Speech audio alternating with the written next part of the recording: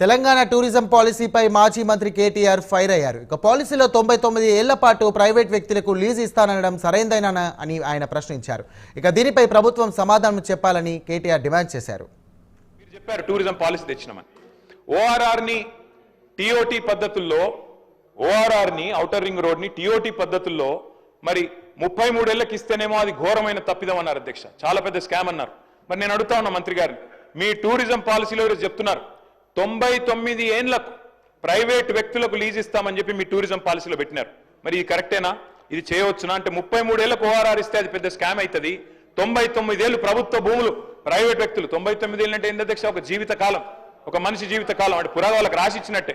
మరి అది ఎట్లా కరెక్ట్ అయితే చెప్పాలా మంత్రి గారు? నేను అడుగుతా ఉన్నా. నేను ఒకటే అడుగుతా ఉన్నా అధ్యక్ష, మిస్ వరల్డ్ కి 54 కోట్లు ఖర్చు పెడితే తప్ప అంటున్నారు. మరి ఫార్ములా ఈలో 46 కోట్లు ఖర్చు పెడితే దాన్ని ఏకపక్షంగా కేబినెట్ అనుమతి లేకుండా రద్దు చేసి అంత పెద్ద ఈవెంట్ని, అంతర్జాతీయ ఈవెంట్ని రద్దు చేసిన వాళ్ళు మరి ఇక్కడేమో ప్రభుత్వ డబ్బులు ఖర్చు పెడతాం కరెక్ట్ ఎట్లా అవుతుంది అధ్యక్ష? చివరిగా నేను ఒకటే అడుగుతా ఉన్నా అధ్యక్ష, ఇవాళ టెస్లా అనే ఒక కంపెనీ ఎలక్ట్రిక్ వాహనాల కంపెనీ అధ్యక్ష భారతదేశంలో యూనిట్ పెట్టాలని చెప్పి ఎదురు చూస్తా ఉన్నారు.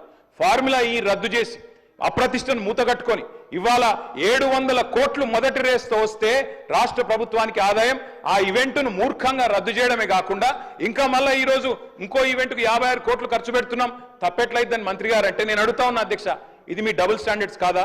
ఇది హిపోక్రసీ కాదా? ఫార్ములా ఈ వల్ల మేము ఆశించింది ఏంటి అధ్యక్ష? తెలంగాణ మొబిలిటీ వ్యాలీ మీ దివిటిపల్లిలో అమర్ రాజా బ్యాటరీస్ తెచ్చాం అధ్యక్ష. ఎన్కాతలలో స్పీకర్ గారి నియోజకవర్గంలో 1200 ఎకరాల్లో అక్కడ మొబిలిటీ వ్యాలీ పెడుతున్నాం. అదేవిధంగా జహీరాబాద్ లో మ్యానుఫ్యాక్చరింగ్. ఇన్ని చేసిన ప్రభుత్వాన్ని మరి బద్నాం చేసి ఇలా మిస్ వరల్డ్ మాత్రం మొత్తం కొలువులు వస్తాయి, ఆదాయం వస్తుంది రాష్ట్రానికంటే ఎవరిని మోసం చేస్తున్నారు మంత్రి గారిని అడుగుతానో క్లారిఫై చేయాలని కోరుతున్నాను.